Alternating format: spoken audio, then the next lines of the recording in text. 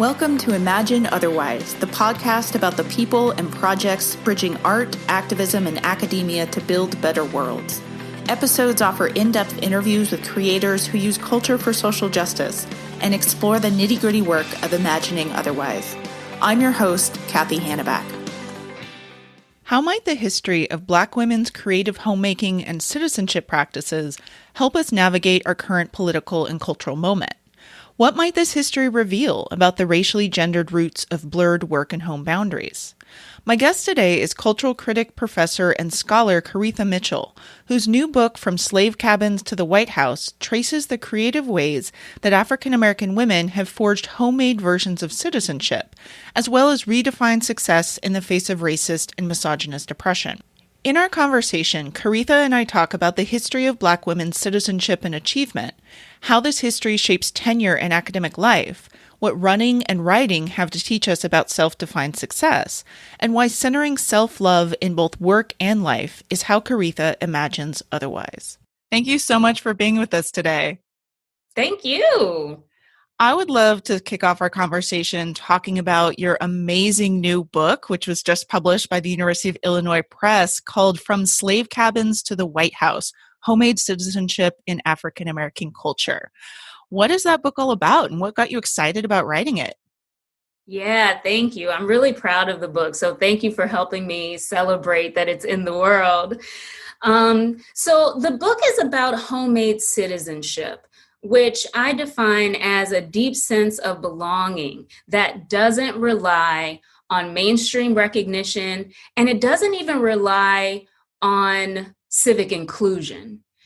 And so this idea of homemade citizenship became really important to me because I learned from writing my first book, Living with Lynching, that the violence African Americans were experiencing was not a result of them doing something wrong. You didn't become a target of the mob because you were a criminal. You became a target of the mob because you were successful in some way and your white counterparts wanted to put you back in your proper place, right? So let's say you demand a fair price for your crop. Well, you don't know your proper place. Let me put you back in your place. Not only that, but let me terrorize your entire family and community with the violence that I'm doing to you, right? So everyone that survives that lynching, you're the victim, but those who survive it are grieving the loss and feel the terror. So writing Living with Lynching really had me dealing with the fact that as I looked at these plays about lynching that were written at the height of mob violence, they were never unclear about why the lynch victim was targeted. They were always clear about the fact that it was because he had been successful in some way. And in the lynching dramas, all of the victims are male, right? And so it was very clear that the playwrights knew that success made you a target. And it was clear that the characters in the plays knew that success made you a target. And so when I finished that book, and that was my main takeaway, that Black success beckons the mob, then as I approached thinking about a next project, I really wanted to deal with what that meant. If I really understand that success makes you a target, then what does that mean for all of African American literature and culture, right? The idea for me became, if African Americans know that they will attract violence by being successful, then how is it that they continue to pursue success? What does it mean about the fact that they are determined to pursue success? And for me, part of what that meant is that I needed to look at the archive in a very different way. If white violence was the response to Black success, then did it really make sense to read Black art and literature in terms of protest? No, because they weren't protesting what was happening to them. What they were doing by succeeding is what drew the violence to them. So for me, that is what really inspired this book, was to really think about what would it mean to read Black literature and art through the lens of success, and how Black people convince themselves and each other to continue to pursue success. What would it mean to read their literature and art through that lens? And for me, Homemade Citizenship is the result of that. If Black people know that they will be targets because they're successful, then my question became, were there certain practices that they use to help themselves stay focused on creating success and belonging, and practices that help them to help each other stay focused on success and belonging? And I had a theory that they had to have had these kinds of practices.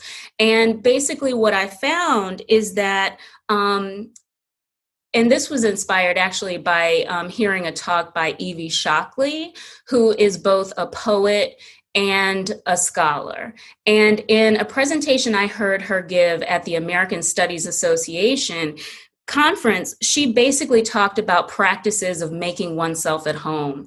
And so taking inspiration from her idea of making oneself at home in academia, I sort of applied that to my investigation of Black literature and art, and I developed my own framework for thinking about practices of making oneself at home. And so I define it as pursuing success while acknowledging that one does so in an environment that answers one's achievements with violence. So making oneself at home actually requires knowing exactly what the characters in lynching plays knew, that Black success beckoned the mob, right?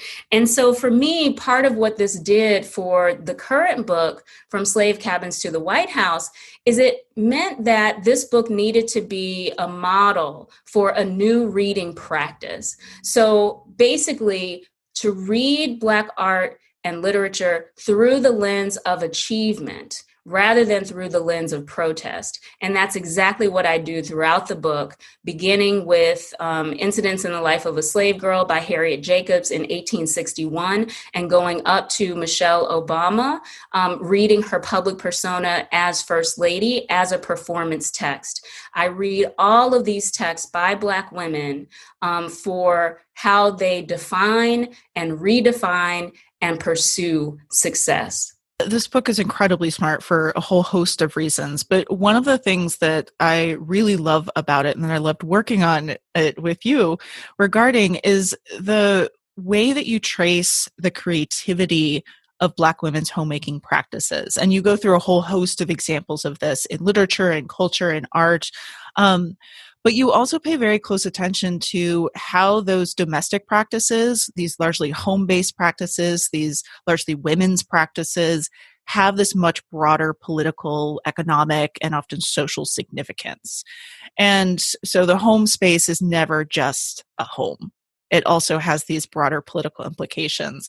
And I would love to talk a little bit more about that, both in terms of the research that you did for this book, but also given our current moment, where so many of our homes are now our workplaces. And of course, this is a combination that a lot of people have always lived with, right? Their home spaces have always been their workspaces. But I think other populations are now experiencing that blur of the domestic and the professional. So I'm curious maybe how these histories that you trace in this book and the research that you uncovered in this process about the creative ways that Black women's homemaking has given tools and kind of models for this, how can that maybe help us grapple with our current blurring of the domestic and the professional? I so appreciate the way that you framed that, Cathy, because it's absolutely the case that Black women's homemaking practices have larger implications. But part of the reason they have those larger implications is because throughout the study, what I find is that whenever Black women have any measure of success, then they are attacked. So, for example, when we start with Incidents in the Life of a Slave Girl, 1861, Harriet Jacobs, one of the things that becomes so clear is that any amount of success she has in having the kind of home she wants or getting herself in a position to have the kind of home she wants brings violence. She falls in love with a free man of color who wants to purchase her so that he can marry her. And Dr. Flint is very clear that if I ever see you talking to him again, I'm going to, shoot him like I would shoot a dog. So this becomes a turning point for Jacobs. She calls herself Linda Brent in the novel, in the novelized autobiography, Incidents in the Life of a Slave Girl. So what we see Jacobs narrate is her changing of her definition of domestic success. She goes from wanting to be a wife to deciding that she can simply prevent herself from being raped by Dr. Flint. So to my mind, that's what we have to deal with. We have to deal with the violence that Black women encounter anytime they have even a measure of success for their definition of domesticity, of a family structure. All of those things invite violence. So part of what this meant for me in terms of your question is the way that, let's say, for example, if we fast forward to the 1970s and 80s, right? I have a chapter in which I look at Octavia Butler's Kindred and Toni Morrison's Beloved. And those texts are published in the late 1970s and 80s, and they look back to the moment of slavery. And part of what I'm interested in there is to think about the way that no matter what in the 1970s and 80s, no matter how successful you are as a Black woman with a traditional heteronormative nuclear family, with a monogamous marriage, no matter how successful you are at achieving that, the mainstream media and all of American culture is constantly bombarding you with images of Black families as absolutely pathological. Of course, this begins with that famous Moynihan, well, it doesn't begin with the Moynihan report, but certainly the 70s and 80s texts are sort of on the heels of the culture that's produced by the Moynihan report and the assumption that Black women are emasculating matriarchs, and that's what's wrong with Black families. You just don't have any good Black families that are led by strong Black men.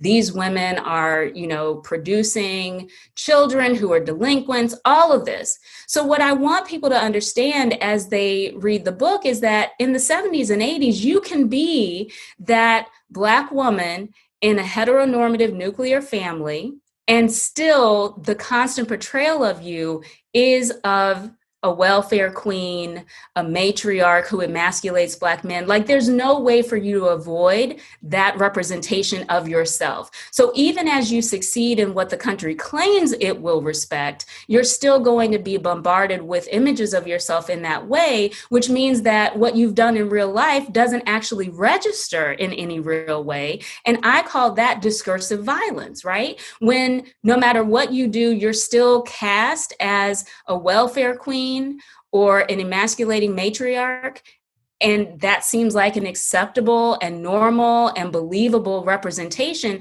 That's discursive violence because it ends up erasing actual real life Black women. And that is the kind of violence that even successful Black women are facing in the 70s and 80s. So to my mind, your question about the larger implications of Black domesticity is that we have to grapple with the violence that it attracts through this erasure of their actual success. For our current moment, I think part of what your question has me thinking about is what I hope we come out of the COVID-19 moment with, which is a greater appreciation for the labor involved in care work.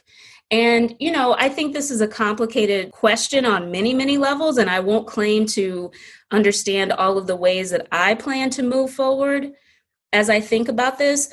But your question has me thinking about, something that Alicia Garza is always having us grapple with, which is that this country has always used domestic workers and agricultural workers to create wealth and comfort for everyone else at the same time that we completely denigrate those professions and not care about their life chances.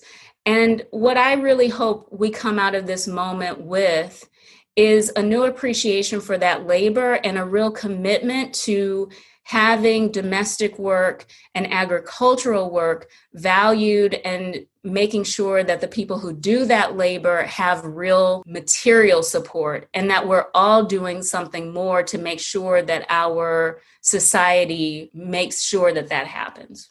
Writing a book like this, as you've pointed out, is quite an ordeal. It's quite a large project. And I think the way that it links to your previous book also gives some really important insight into this.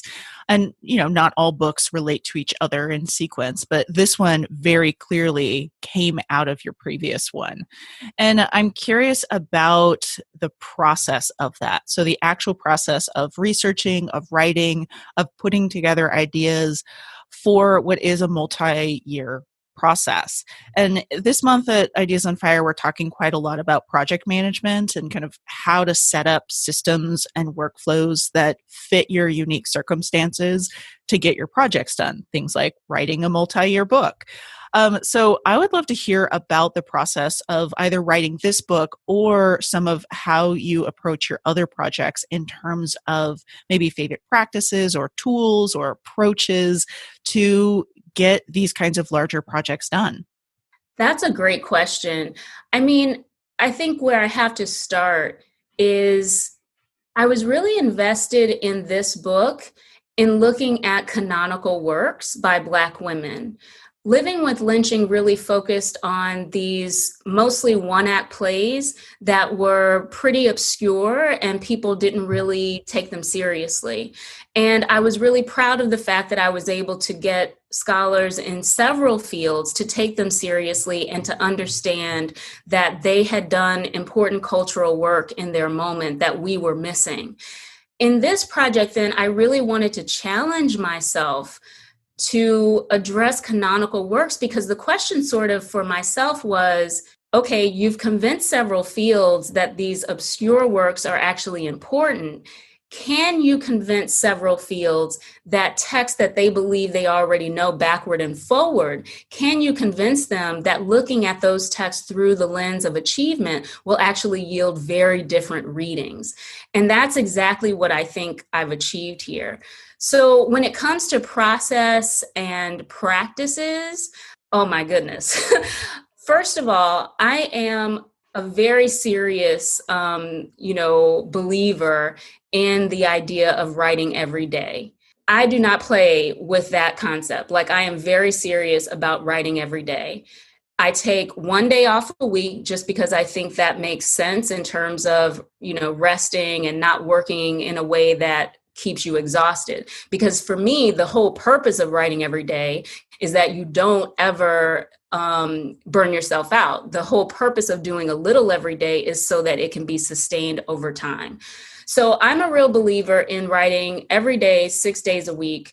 And what that means for me is usually actual writing. But what I mean by that can mean lots of different things. It can be simply taking some notes. It can mean reading something, and then after I've read it, synthesizing in some way that's related to the writing I want to do later. So it can be incredibly sloppy writing. It just needs to be the work of thinking through and synthesizing in ways that actually lead to what it is that I want to produce. So that for me is a practice that I will do for the rest of my life because I believe it keeps me from burning myself out. I'm a big believer in consistency, period. I'm very invested in maximizing the rewards of acknowledging the fact that I have both a body and a mind, and they are related. I know that sounds like, a unique thing, right? Academia so often makes us pretend that we're just intellectuals and that we can somehow float above the implications of being in physical bodies, right? I talk about this whenever I'm giving, I have a workshop that I give called Responsible Teaching in a Violent Culture.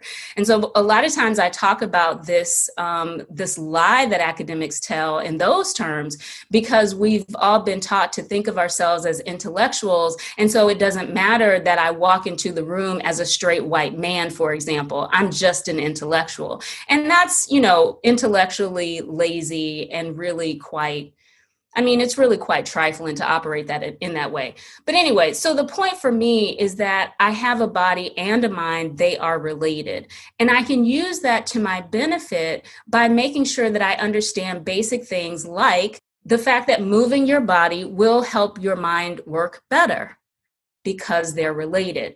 So one of the ways this has manifested for me is, a lot of people know me for saying hashtag running helps hashtag writing. And that's a mantra of mine, because what I learned from picking up running several years ago is that if I ran regularly, my writing situation always improved.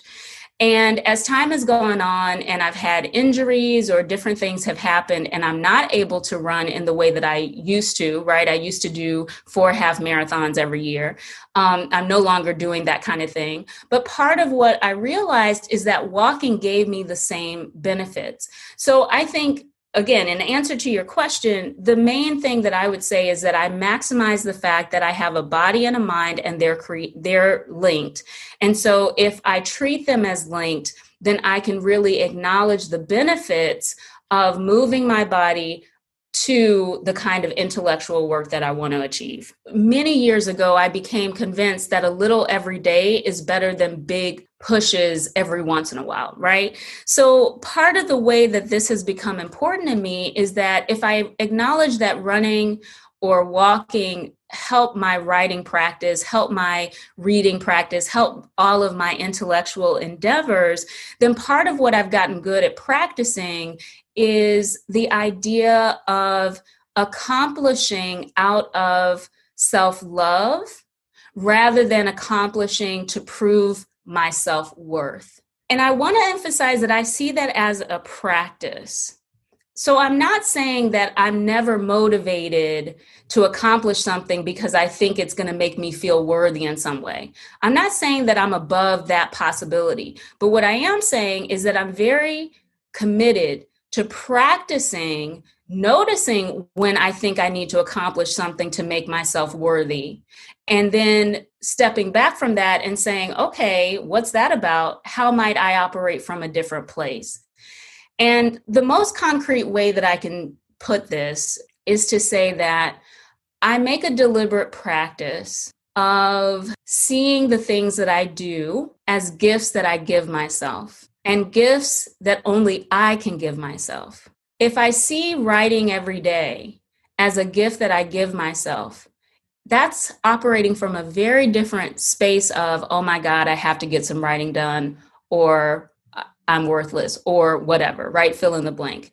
And academia teaches us, well, really American culture more generally teaches us that unless you do X, Y, Z, you're worthless. And I want to be aware of when that script is running in my own head. And I've made a practice of thinking, okay, how can I give myself a gift today? One gift I can give myself that no one else can give me is to actually put some effort into the goals that I have around writing, to put some effort in the goals that I have about staying mobile and taking a walk. Those are gifts that only I can give myself.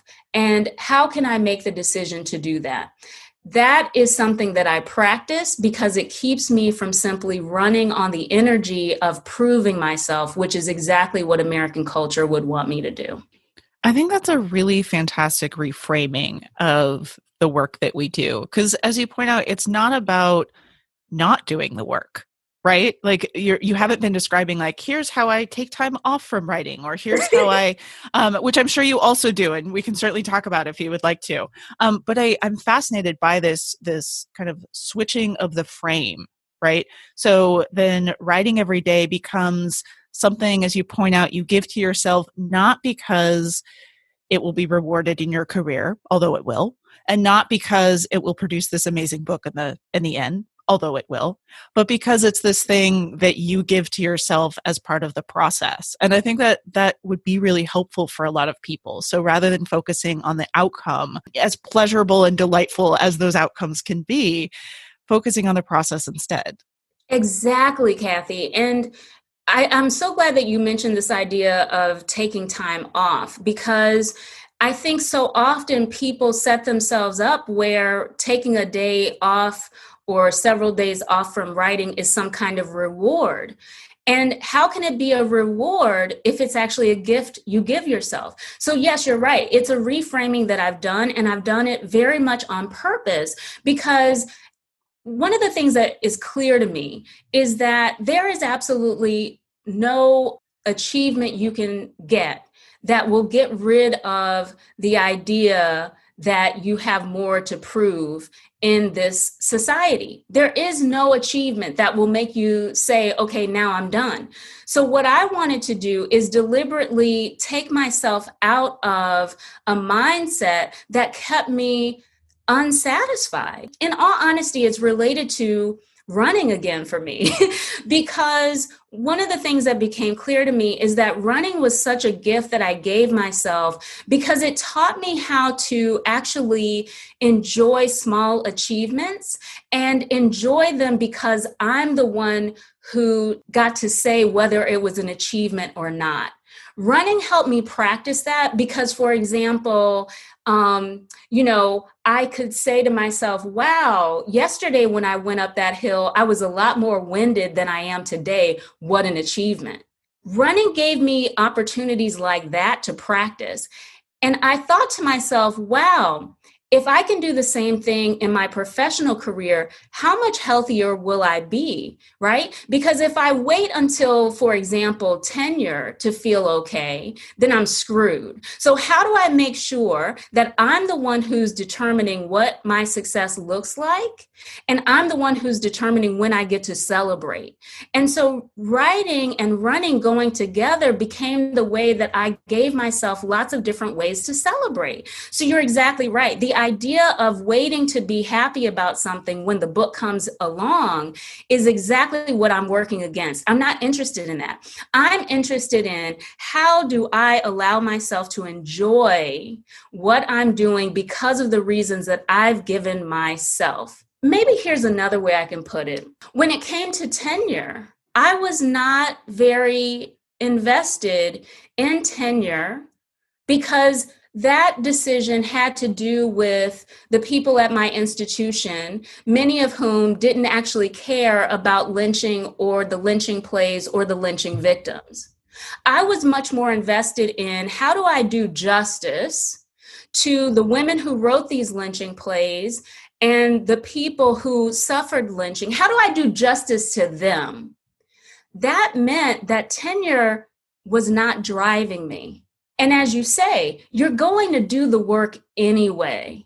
So how do you make sure that you're motivated by something that is energizing rather than something that is depleting? If I allowed myself to be motivated by a tenure decision, that's a sure way to work and deplete myself. But if I'm motivated by the fact that I want to do justice to me and mine, to my community that has endured this unjust practice, and has somehow found a way to survive anyway, if I want to do justice to that, then I'm energized by the work. And that is what I have learned over these 15 plus years in academia, is that it is my job and within my power to do the work in a way that is life-giving and isn't life-depleting.